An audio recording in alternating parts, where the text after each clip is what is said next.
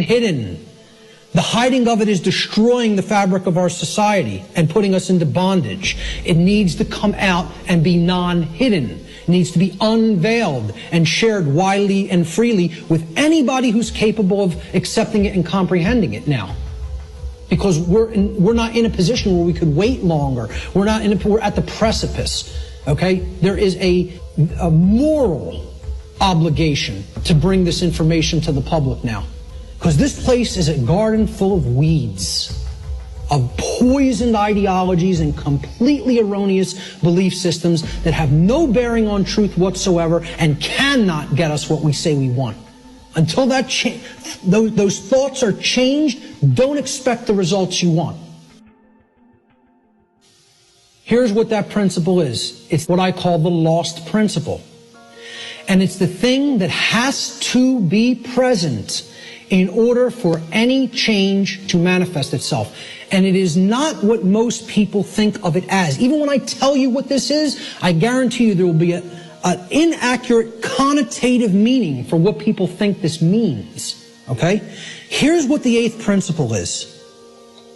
It is known as the generative principle, or the principle which governs creation, which actually is the causal factor that goes into effect and generates the result that we say that we want. But what's the real term for it?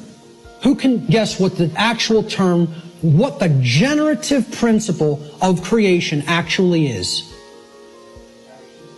No, it is not action. Okay? Now most people will say it's love. I want to distinguish it from the concept of love. Okay? The generative principle is care. Now, this is different than compassion. People say, why don't you use the word compassion? Because that's not what I'm talking about. It is a different concept than compassion, or even what I would describe as love. Care, all uppercase care. Distinguish this from care with a lowercase c. Okay? This means, what are you giving attention and helping to grow? What are you focusing upon? Because what you're focusing upon, that's what's ultimately getting generated, getting created, and growing. And this doesn't mean be ignorant of what's going on in the world and don't look at anything that's negative because you're going to feed that and give power to it. That's not what it means. Okay? That means, you know what you're feeding? In that instance, if you want to do that, you're feeding ignorance. And that's what's going to grow. It's the exact opposite that the New Agers want you to believe that it is. By ignoring the negative, you are ensuring that more of it occurs. You are fueling it by ignorance, ensuring that it grows and takes over. Okay? What care has to be looked at here as is, this is what you're giving your energy to. This is what you're focused upon. This is what you actually care enough about to do, to spend your time on, to put your attention on, to manifest in the world. That's what I'm talking about as care. Okay? That's what generates our experience in the aggregate. Most people don't care about what's really happening. Therefore, it is an impossibility for us in the aggregate to change the direction of energy, to change the direction of consciousness, and ultimately to get what we say we want.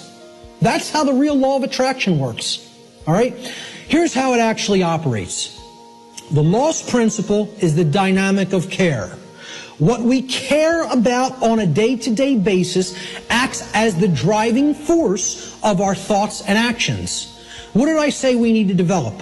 The heart, mind, guts. Right? Heart, mind, guts. In that order. Care comes first. You got to care enough to know, to develop the knowledge.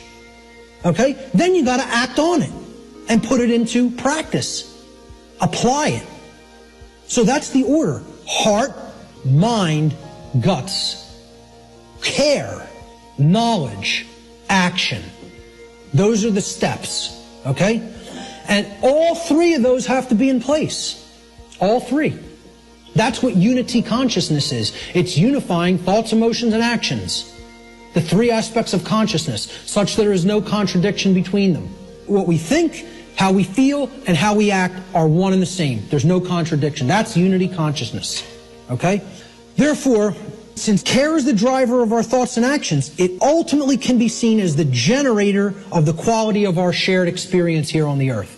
Care is what generates the whole thing. Hence, it has been called the generative principle. Liken the heart to a pump in the body. Well, what does a pump do? It's a generator. It provides energy. It moves the life force through the blood in the body. In every ancient tradition, they talk about the life force being in the blood. The heart is what pumps that through the whole physiology and enables us to continue to sustain life. Okay? The heart is the generator. It's the pump. It's the center of the being.